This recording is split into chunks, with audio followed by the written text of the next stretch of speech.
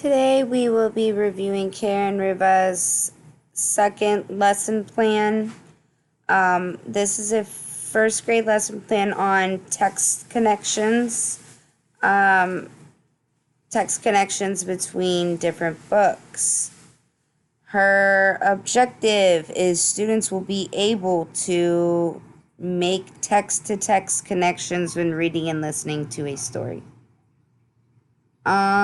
This objective should be enhanced. It's not measurable. How are you going to measure that students are able to make a text-to-text connection? Your TEKS is students make connections. They use skills. You need to use verbs here to describe and explain how students will demonstrate these skills. You can delete this text. The professor has said a few times that you can delete all of this, Karen, so yeah, you don't need that.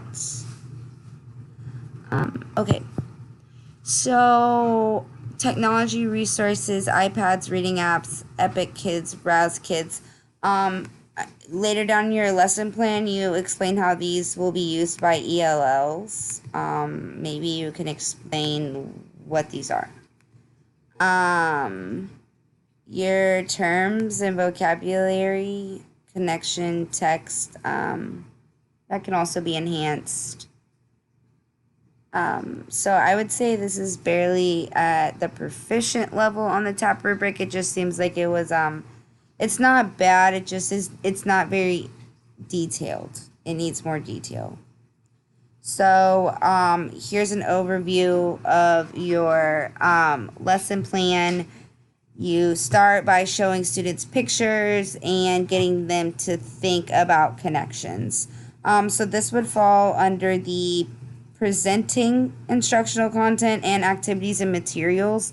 They seem to be proficient and seem to support lesson objectives, even though your lesson objective is vague. I don't know how challenging it will be for first graders to make connections to text. So it really just depends on which books you're using. Maybe you can include what kind of books you're going to use. Like what book covers all that. So you don't have any content input here. That is a critical part of the TAP rubric.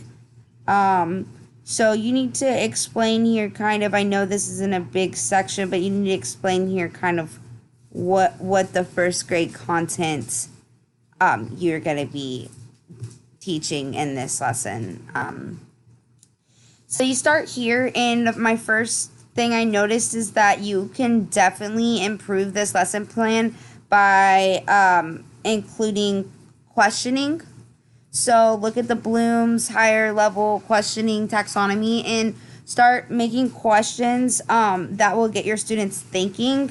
Right now these questions are at the basic knowledge level, and you can really enhance this lesson plan by just taking it up one level or two to increase higher level thinking from your students. And this is also a good way to differentiate for GT students or students who might get this concept really fast, or they might be off task or distracted during your lesson because they understand what's going on. Questions will definitely help pull your students back in. Another thing I noticed about your lesson plan is there is not much accommodation or modifications for ELLs. Yeah, there's not that much. I know you said in one of your other lesson plans you don't have that much. You don't have many English language learners in your class, and that's fine. You will use a lot of pictures. that's good. But just think about what we've learned in this class and try to add some additional ways that you can help your ELLs in the classroom. I highlighted this text and turned it red for you because I was thinking you need to really kind of discuss this part more and go into depth and detail more for your ELLs. We're not looking at managing student behavior, but you don't provide any academic feedback or places for academic feedback for your students in your lesson plan. Academic feedback is really important, especially for students who like to self-regulate. They need to know that they're doing it correctly or incorrectly, and you need to give them feedback on that constantly so they can modify their performance and their behavior. For the activities and materials, you can be more specific on what kind of books and what color, what book covers and stuff. What about you can really make this relative to students' lives right here and ELLs and include books and things from different cultures. This is a really great lesson to elaborate for ELLs. So I would really look at questioning academic feedback and aligning your objective to your standard more in a measurable way. Other than that, it's a pretty good lesson plan.